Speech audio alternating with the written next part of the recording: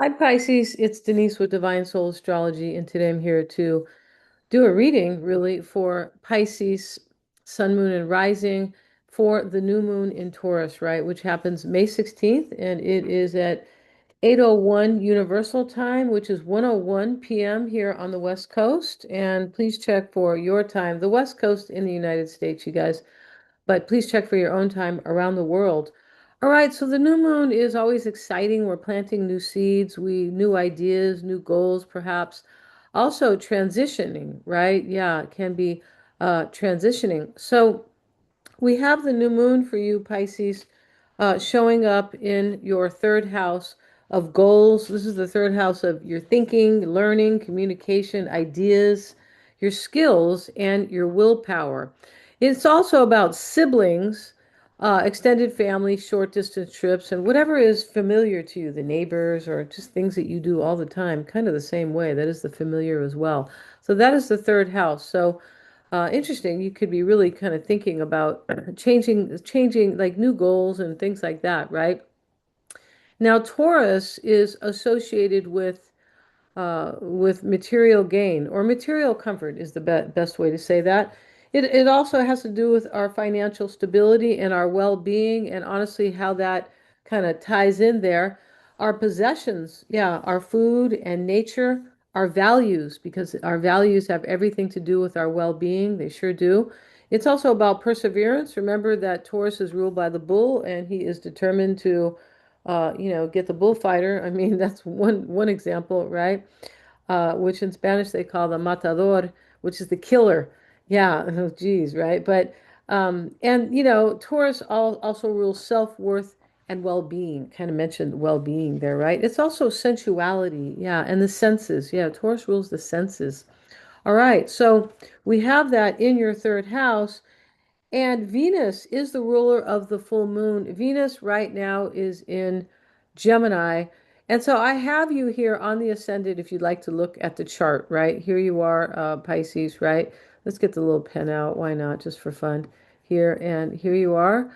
And so we have Venus over here. Venus uh, is the ruler of the new moon. And Venus is ruling Libra. That's also your eighth house of transformation. Yeah, and the eighth house, it's a money house as well. So, Taurus is a money sign, as I was saying. So this can be maybe, you have kind of new ideas or something new regarding shared wealth. Now, shared wealth is shared assets, can be the money you make with your partner. It could be, an inheritance, taxes, anything where there's another party involved with your money, right? So that is the shared assets house, but it is a transform. It is representing transformation, and the new moon like speaks to something new, right? So something could really be changing for you here. And Venus, let's look at Venus here.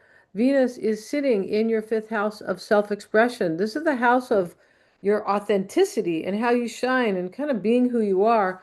It's also the house of really kind of stepping into your talents and whatever you're good at because it's related to authenticity. It's the fun house, love and sex, yeah.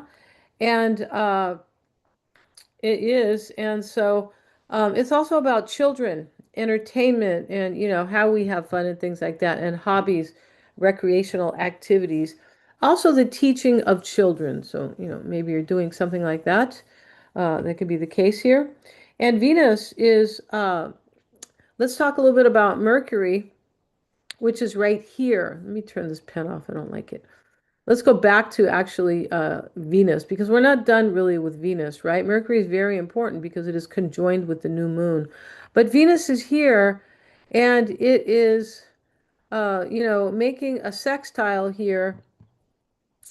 And also, the sextile is to Mars, right? And Mars wants new beginnings all the time, every day, and twice on Sunday, right? Yeah, for sure. And so, here's Mars with Chiron, and that is, it's a sextile for you to kind of overcome something. It could be psychological, it could, maybe it's physical, it's in a physical sign, but that doesn't mean that, it could be psychological. So Mars is in your second house with Chiron in your second house of well-being. So there's something you're overcoming that is maybe changing your values, but you're overcoming that is related to your well-being, and as is the new moon about well-being, right? Here is as is Venus. So here's Venus making that sextile. So there is something here. Venus is in your fourth house of of emotional foundation. You're overcoming something, and you're there's like more confidence or more well-being for you. It is, and the new moon is helping you do that as the ruler is making that sextile, right? You have to engage in that sextiles. You can't just, see an opportunity or, see a place of growth and you just ignore it. Of course, I mean, most people don't, but occasionally, we can get kind of, caught up in that, right? Mm-hmm. And Venus is, and let's talk about Mercury now. Mercury is the planet of thinking, and Mercury is right here, and it is conjoined with the Sun and the Moon, Pisces, in this third house of ideas and willpower and goals, right? Thinking. It's in that house, the new moon, and the new moon includes the Sun, of course. They're always together. And so here it is with Mercury. Mercury has you thinking about that. It is also conjoined with Uranus. Uranus is change. Uranus is in your fourth house of emotional foundation and home and family. So Uranus could really it could be toughening you up.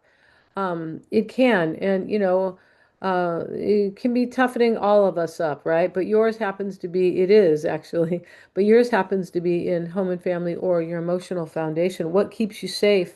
What keeps you safe and stable? That's the fourth house. Now, Mercury is ruling your your seventh house of partnerships, any type of partnerships, and your seventh house of how you create harmony and balance in your life.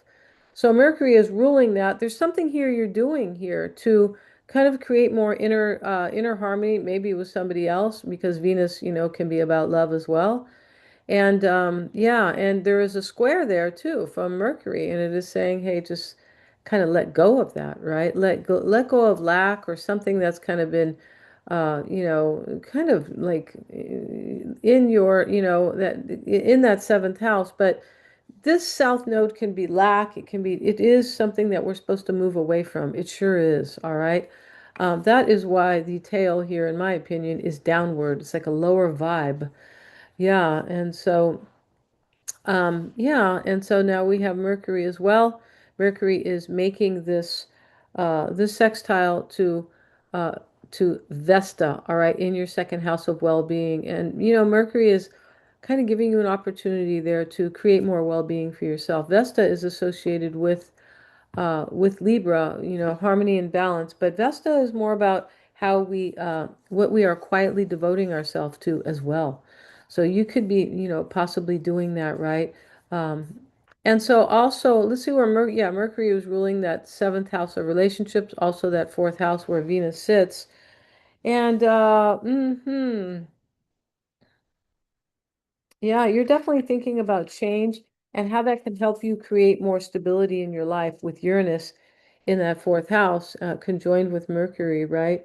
And Venus is also making a discordant aspect to